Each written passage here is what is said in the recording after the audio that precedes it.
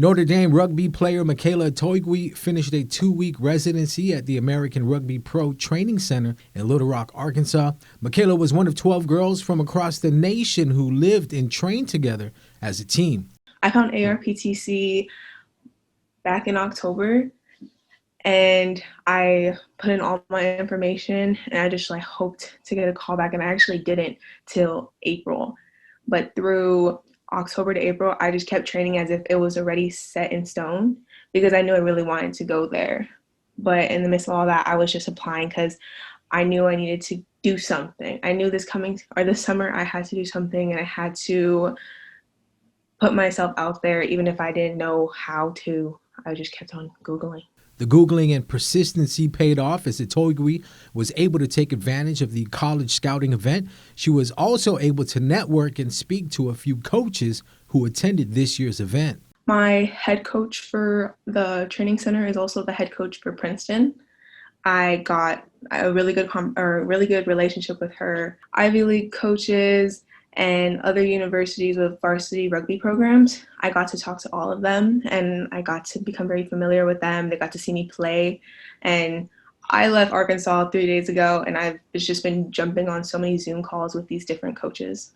Makayla has spent over 2 years with Guam's Olympic weightlifting team. She wrestled for FD and was an all-island champion. She represented Guam on the U16 rugby team and received all-island honors for the 2020 high school season.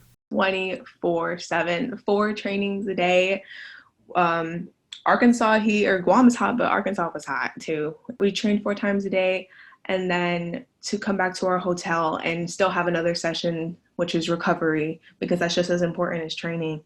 And it was all for the common goal of doing good at Falcon Sevens, which was the tournament we played at, and it paid off. We placed 3rd amongst 8 other teams that were from all over. If you want to shine, you have to grind. Makayla knows if she wants to get to the next level, it's her dedication and commitment to working hard and putting in that work. Will she run around? Not around Hattie. Nope, not around my. Off-season is the perfect time to try and find the weaknesses in your game. And that's exactly what I did during the pandemic. There's certain aspects in my performance that I knew needed polishing, and that's exactly what I focused on. And when I knew I was going to Arkansas, I just amped it all up. So my education is just as important as my passion for the sport, and they actually feed one another. When I work on one, it helps the other. So Guam Football Association Technical Director Sang-Hoon Kim announced his selection of 30 players to the preliminary Guam national team domestic squad to train for the upcoming AFC Asian Cup China 2023 playoff round against Cambodia. The final selection of players, including players training and playing in leagues off island, will be made closer to match dates in September. Closed training sessions for the domestic squad have already begun and will run twice a week on the pitch and once a week in the gym. Of the 30 players, close to half had been training with the Guam U20 Manhoban squad or with their U.S. college teams.